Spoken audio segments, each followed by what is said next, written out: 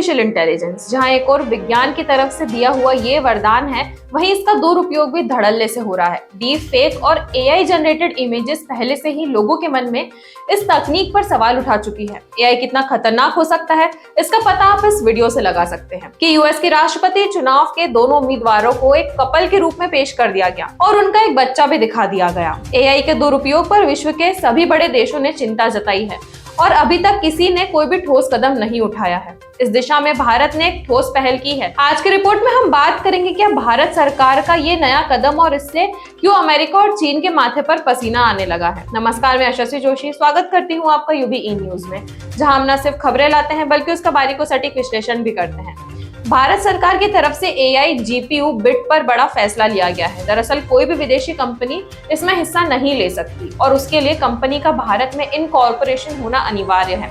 इसके अलावा भी कई अहम फैसले लिए गए हैं जो आज हम आपको बताने जा रहे हैं। भारत सरकार की तरफ से आर्टिफिशियल इंटेलिजेंस पर काम किया जा रहा है। इसको लेकर अलग अलग प्रकार के फैसले भी लिए जा रहे हैं। इसके लिए डेटा सेंटर तैयार करने से पहले ग्राफिक प्रोसेसिंग यूनिट यानी जीपीयू तैयार किया जा रहा है, लेकिन इसमें अभी भी बहुत सारे फैसले लेने बाकी हैं, क्योंकि चीन और अमेरिका अभी तक एआई मार्केट में भी प्लेयर के तौर पर निकलकर सामने आ रहे हैं और दोनों ही देश इस तकनीक पर लगातार काम भी कर रहे हैं। एआई को तैयार करने में जीपीयू का बहुत अहम रोल होता है और इसके लिए भी मोदी सरकार की तरफ से आगे की रणनीति तैयार की जा रही है। आज हम आपको इससे संबंधित जानकारी देने वाले हैं जो आपको ये समझने में काफी मदद करेगी कि भारत सरकार इसके लिए आगे की रणनीति कैसे तैयार कर रही है। भारत सरकार की तरफ से केवल इंडिया इनकॉर्पोरेटेड कंपनियों को ही जीपीयू टेंडर प्रोसेस में हिस्सा लेने की इजाजत दी जाएगी, यानी ऐसी कोई भी विदेशी कंपनी इस बिड में हिस्सा नहीं ले सकती जिसका भारतीय कंपनी के साथ लेना देना नहीं है। अगर ऐसा होता है तो कहा जा सकता है कि केवल भारतीय कंपनियों को ही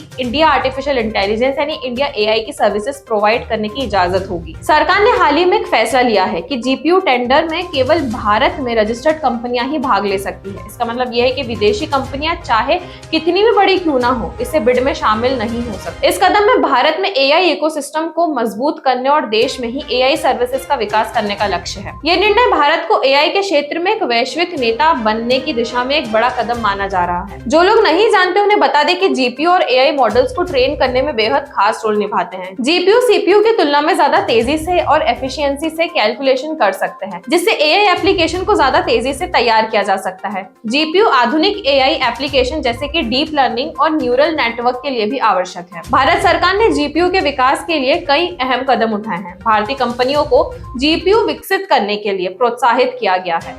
साथ ही सरकार ने केवल भारत में रजिस्टर्ड कंपनियों को ही जीपीयू टेंडर में भाग लेने की परमिशन दी है। जानकारी के मुताबिक सरकार ने 1000 जीपीयू के लिए बोली लगाने की योजना बनाई है। ईटीको से संबंधित दस्तावेज हासिल हुए हैं और इस रिपोर्ट में दावा किया गया है कि ministry of electronics and information technology की तरफ से 1000 जीपीयू यानी एआई कंप्यूटर कैपेसिटी के हिसाब से बिड लगाई जा सकती है। जिसे भी यह बिड मिलेगी वो इस सर्विस को 3 साल तक प्रोवाइड करवाएगा। इसके बाद सरकार की तरफ से फैसला किया जाएगा कि कंपनी को आगे के लिए भी सर्विस प्रोवाइड करवाने का अग्रीमेंट मिल सकता है। ईटी की तरफ से इससे पहले भी एक रिपोर्ट पेश की गई थी। इसमें दावा किया गया था कि भारत सरकार की तरफ से केवल भारतीय कंपनियों को ही जीपीयू ऑपरेशन रन और मैनेज करने की इजाजत दी जाएगी। इंडिया एआई मिशन 10,372 करोड़ का है, जो इस कंपनी के लिए काफी मायने रखता है। लेकिन दूसरी तरफ सरकार की तरफ से भी इसमें कोई कमी नहीं छोड़ी जाएगी और इससे अच्छी तरह प्रोवाइड कराने का प्रयास किया जाएगा। डॉक्यूमेंट्स पर नजर दौड़ाने पर पता चलता है कि सरकार बिडर्स से 3 मेंबर फॉर्म चाहती है, जिसमें एक डेटा सेंटर प्रोवाइडर,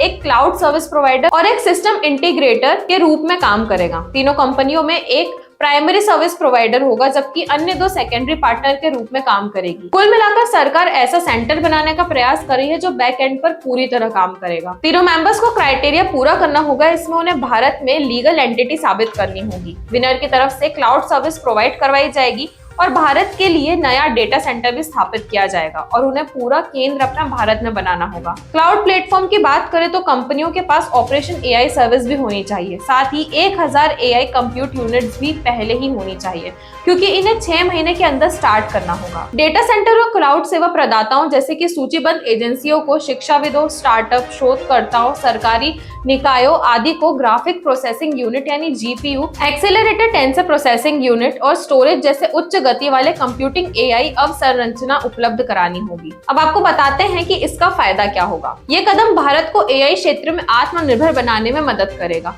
साथ ही भारत में एआई क्षेत्र में नौकरी के अवसर पैदा होंगे। एआई के विकास से भारत की अर्थव्यवस्था को बढ़ावा मिलेगा और इतना ही नहीं, आने वाले समय में भारत एआई टेक्नोलॉजी में एक वैश्विक नेता बन सकता है। तो यह थी हमारी आज की एक खास रिपोर्ट और आपको ये कैसी लगी अपने विचार हमसे जरूर साझा करें। वीडियो को लाइक और शेयर करें, साथ ही चैनल को सब्सक्राइब जरूर करें। यूबी न्यूज आपके लिए लाता रहेगा देश विदेश से जुड़ी ऐसी खबरें। तब तक के लिए धन्यवाद।